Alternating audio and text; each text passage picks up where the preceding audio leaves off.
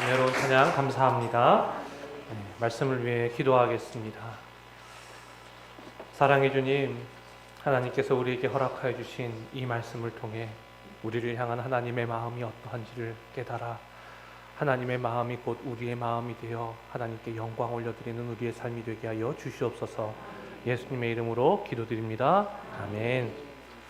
하나님의 성전은 거룩하니 라는 제목으로 여러분과 함께 하나님의 말씀을 나누도록 하겠습니다. 여러분, 우리가 살아가는 시대를 AI 시대라고 합니다. 저는 요즘 이 AI 시대가 앞으로 어떻게 전개가 될까에 대해서 많이 보고 있고, 앞으로 어떻게 이 교회가 적응하면서 살아야 될까에 대해서 많이 고민하고 있습니다. 일단 AI로 나아가는 속도가 너무 빠르고요. 적용되는 범위가 너무나 광범위합니다. 그래서 전문가들조차 이것이 어디까지 이어지게 될까에 대한 확신을 가지고 있지 못하는 상황에 있습니다. 우리가 지금은 AI 시대라고 말하죠. 그런데 AI 시대의 다음 시대를 뭐라고 하는지 아십니까? AGI 시대라고 합니다. 이게 어떤 수준에 도달하면 이렇게 되느냐? 아직 인간의 지능까지는 안 왔는데 인간의 지능을 넘어서는 순간부터를 AGI 시대라고 부릅니다. 자, 그러면 이게 10년 후, 20년 후의 이야기인가? 그렇지 않습니다. 보통의 전문가들은 5년 정도의 시간이면 아마 AI가 인간의 지능을 뛰어넘을 것이다.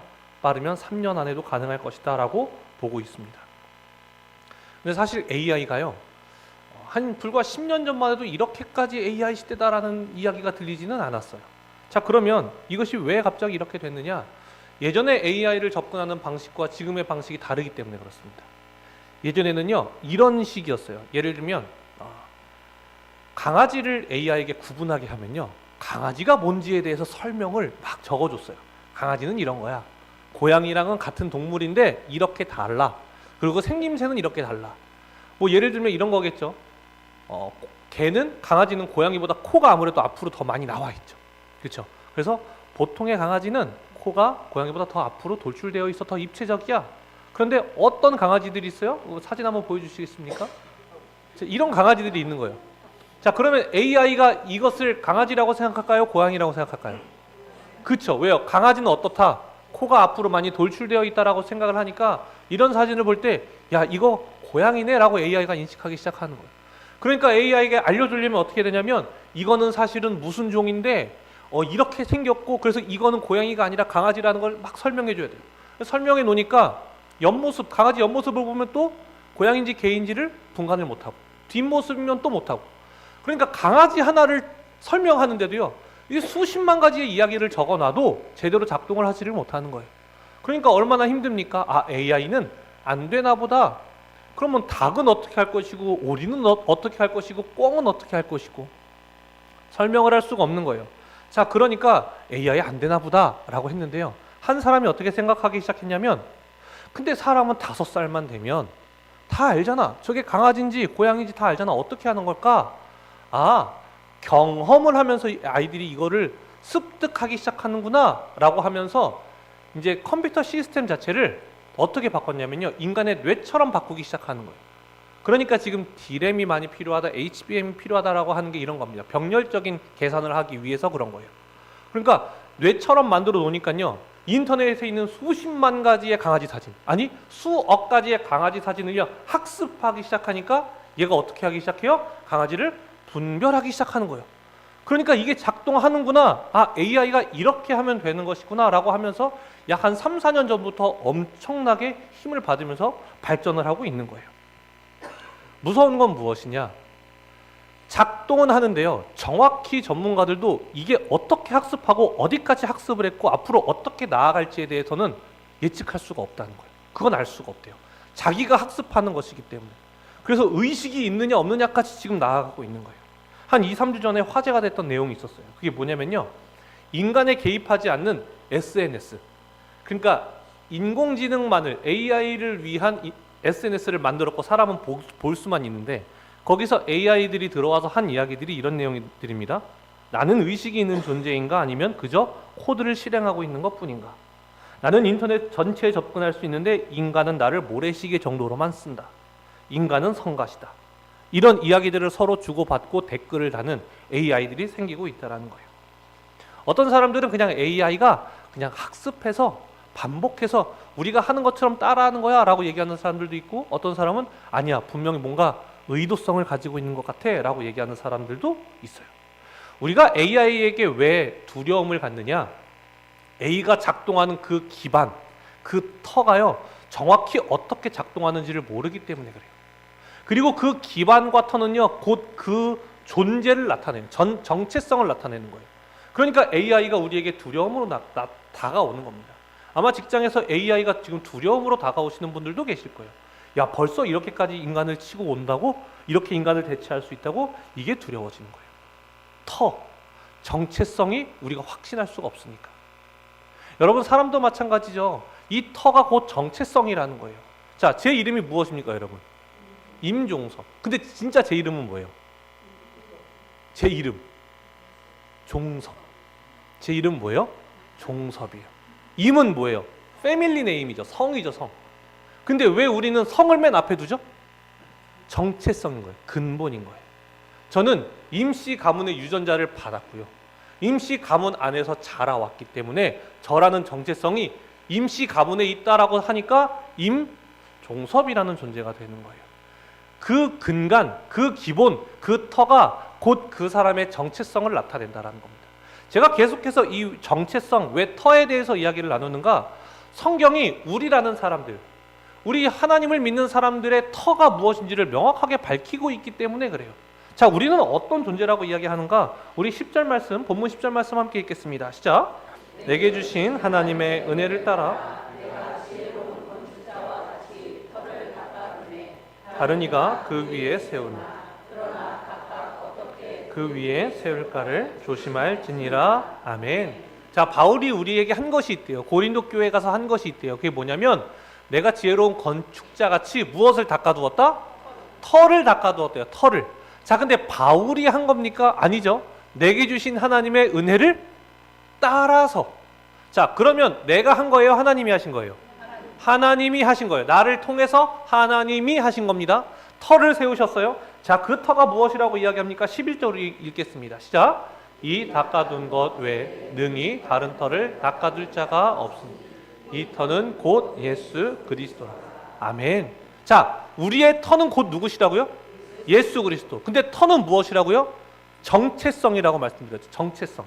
자, 우리의 터는 예수님이고요. 우리의 정체성은 누구다? 예수 그리스도가 우리의 정체성이라고 말하는 거예요. 바울이 이것을 고린도 교회에 말하는 이유는 무엇이냐면요, 나 하나님을 믿었는데 바울이 진짜 큰 역할을 했어. 나 하나님을 믿긴 했는데 정말 수고한 게 누군지 알아? 아볼로가 그랬어. 아니야, 나는 게바였어. 자신의 정체성, 자신의 터를 자꾸 어떤 사람에게 두기 시작하는 거예요. 그러니까 왜 사람이야? 아니야, 우리의 터는 오직 예수 그리스도야. 내가 깔아놓은 것도 나를 드러내기 위함이 아니라 하나님이 은혜를 주신 것에 따라서 예수 그리스도라는 터를 내가 닦아둔 것뿐이지 나는 아무것도 아니라는 걸 얘기하는 거예요. 자, 그러면 그 터 위에서 우리는 이제 무엇을 하는 자라고 얘기를 하냐면요, 아름다운 집을 짓는 건축자라고 이야기하는 거예요. 자, 우리는 예수 그리스도라는 터 위에 지금 서 있습니다. 그럼 우리의 신앙생활은 뭐예요? 아름다운 건축물을 하나님 앞에 올려드리는, 아름다운 집을 지어가는 거예요. 요즘 제가 짓고 싶은 집이 하나 있어요. 무엇이냐면 층간소음에 아무런 영향이 없는 집을 만들고 싶어요. 이 둘째까지 뛰어다니기 시작하니까요, 이번 명절에도 뭘 하나 사가지고 아랫집에 내려갔어요. 똑똑하고. 그러면 그분이 이러셔요. 이놈들이었구만. 이놈들이었구만, 그렇게 뛴 게. 그러면서 이제 뭐 산 거 이렇게 드리고 죄송합니다. 그러면 또 그분들이 자주 계속 찾아뵈니까 용돈을 또 주세요, 아이들한테. 그러니까 미리미리 찾아가야 돼요. 일이 터지고 나면 싸움이 되니까. 그러기 전에. 그래서 저는 제가 짓고 싶은 집은 층간소음이 없는, 단독주택도 좋을 것 같고 아파트면 층간소음이 없는 집이면 너무 좋을 것 같고 그런 생각이 들어요. 여러분 다 가지고 계신 생각이 있어요. 난 이런 집에 살아보고 싶어. 다 우리 안에 꿈이 있잖아요. 그런데 하나님이 우리에게 원하시는 건축물이 있다고요. 하나님이 원하시는 게 무엇이냐? 우리 12절 말씀 함께 읽겠습니다. 시작. 만일 누구든지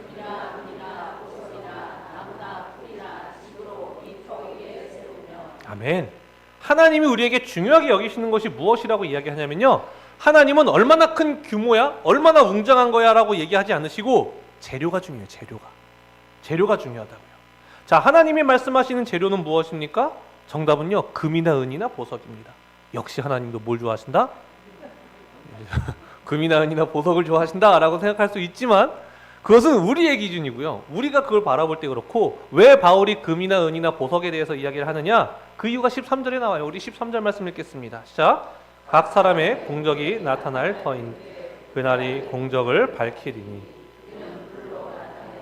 그 불이 각 사람의 공적이 어떠한 것을 시험할 것임이라. 아멘. 자, 위에서 말씀드렸던 것, 금, 은, 보석, 나무나 풀이나 짚이 있어요. 이 6가지 중에 불로 인해서 타서 없어질 것이 무엇입니까? 그쵸, 나무랑 풀이랑 짚은 타서 없어지잖아요. 그러면 그 날에 진짜 불로 태운다는 하나님의 말씀이 아니죠. 하나님의 기준에 따라서 소멸될 것이 있고 남아있게 될 것이 있다. 그 남은 것이 너의 공적이 될 것이다. 자, 그럼 우리는 어떤 공적, 어떤 재료로 집을 쌓아야 합니까? 그날에 사라지지 않을, 바로 사랑과 희생과 헌신으로 우리 안에 있는 아름다운 성전을 지어가는 거예요. 자, 그런데 똑같은 집을 지어도 하나님께 중요한 건 재료라고 말씀드렸죠. 자, 누군가 보기에 너무 아름다운 신앙의 모습이 있어요. 그런데 그것이 정말 그 사람을 위한 것처럼 보이지만 사실 그것이 나를 위한 것이었다면, 예를 들면 사역을 함에 있어서 하나님의 나라의 영광을 위해서 열심히 설교하고 열심히 부흥하기 위해 노력했는데 사실 그것이 나라는 한 사람의 목사의 능력을 증명하기 위한 것이었다면 그거는 하나님 앞에서 누군가 볼 때는 너무 아름다운 것처럼 보일 수 있지만 하나님 앞에서는 그 불에 소멸될 것이라는 것을 이야기를 하는 거예요. 그러니까 우리에게 중요한 것은 무엇입니까? 재료라는 거예요. 재료. 우리는 어떤 재료로, 얼마나 크고 아름답게가 아니라 어떤 재료로 성전을 지어갈 것인가, 우리 안에. 고린도 교회를 치면 소멸될 것이 무엇입니까? 풍족한 언변과 지식이 되는 거예요. 오히려 그것이 이들을 싸우게 하고 분쟁하게 하지 않습니까? 소멸되어 없어질 것들이에요. 그러니까 소멸되어 없어질 것 말고 그 날에도 반드시 남아있을 그 공적을 쌓아야 된다는 것을 우리에게 이야기하는 거예요. 그럼 이런 생각이 들 수 있죠. 차라리 안 짓는 게 낫겠다. 근데 여러분, 그렇지 않습니다. 10절이 그것을 우리에게 왜 틀렸는지를 이야기해요. 우리 10절 말씀 함께 읽겠습니다. 시작. 내게 주신 하나님의 은혜를 따라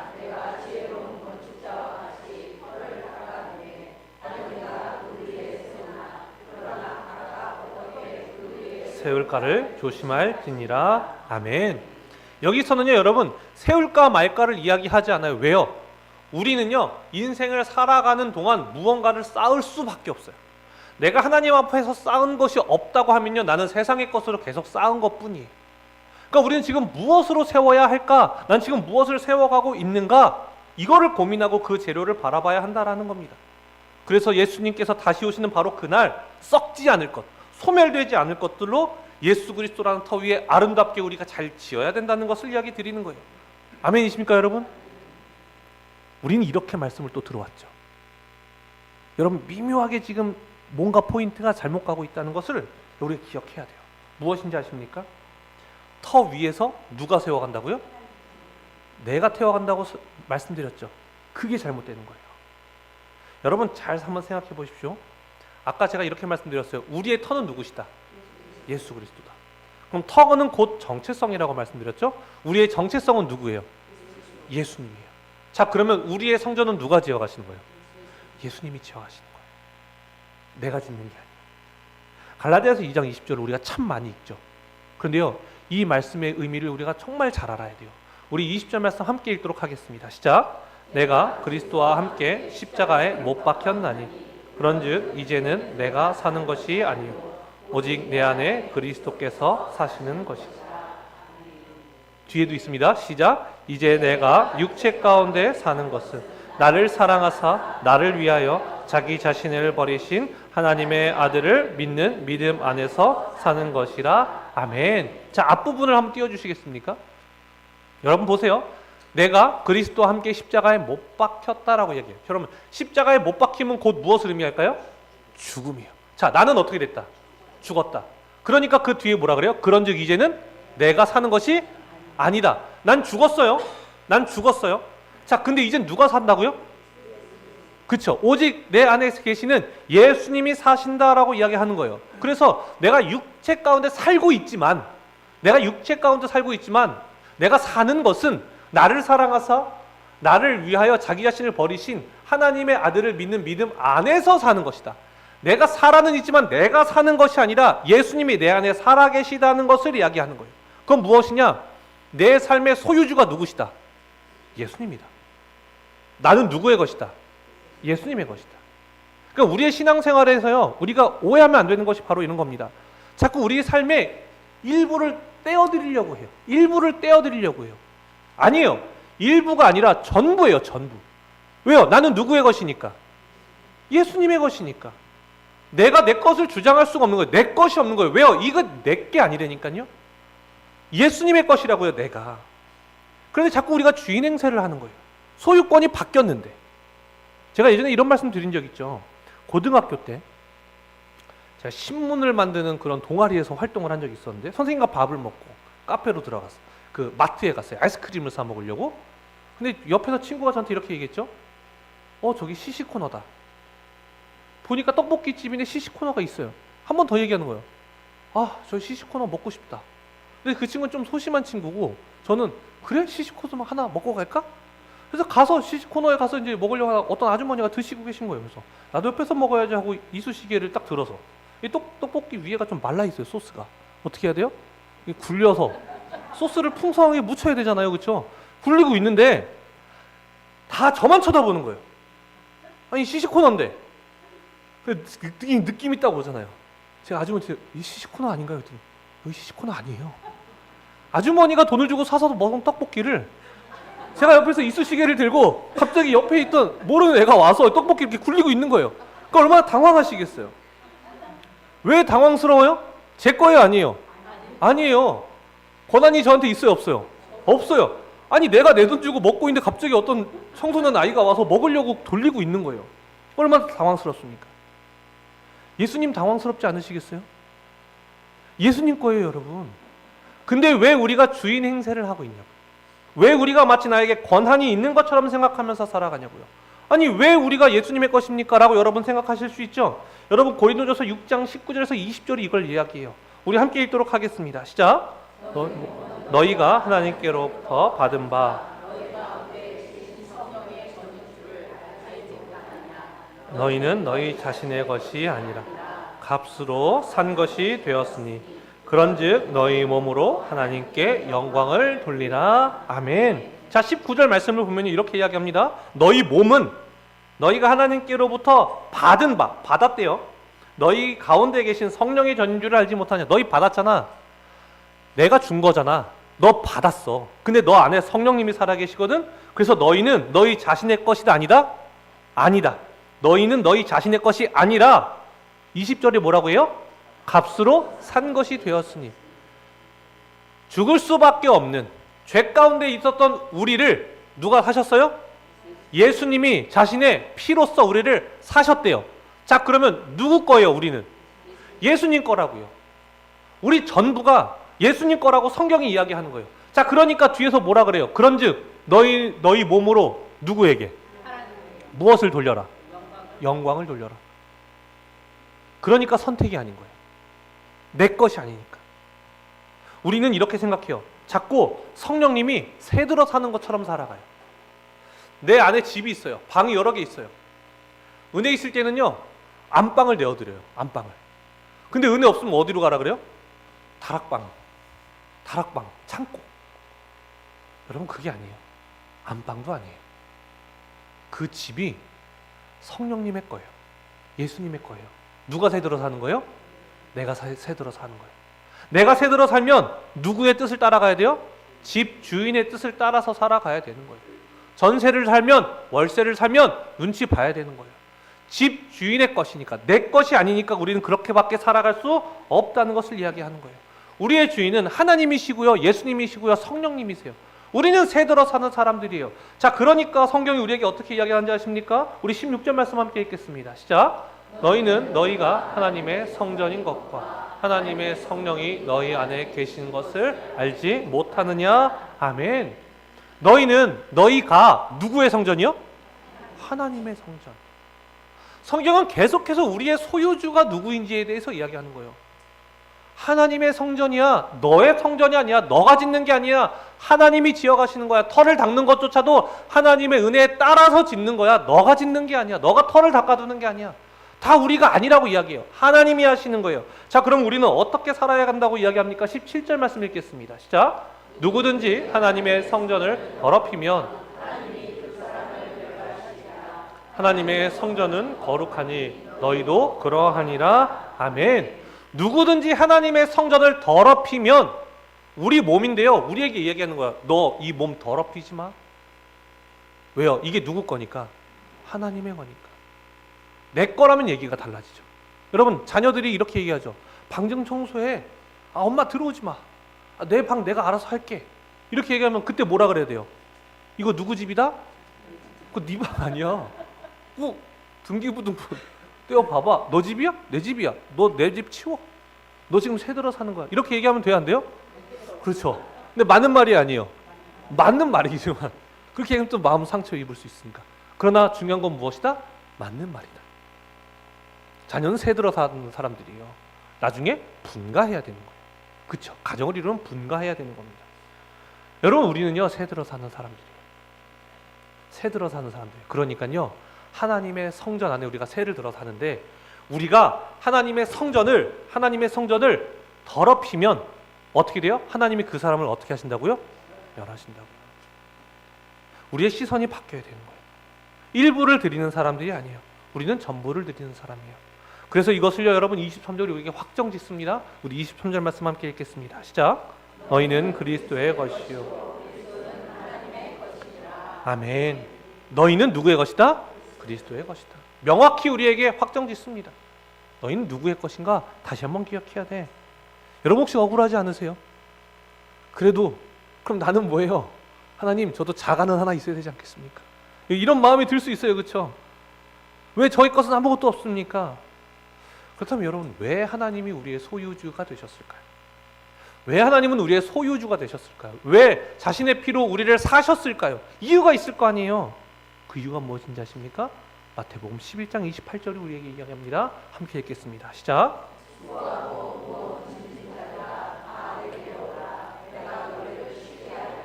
아멘. 왜 우리의 소유주가 되셨어요? 우리를 어떻게 하려고? 쉬게 하려고. 너무 수고하니까. 너무 무거운 짐을 지고 있으니까.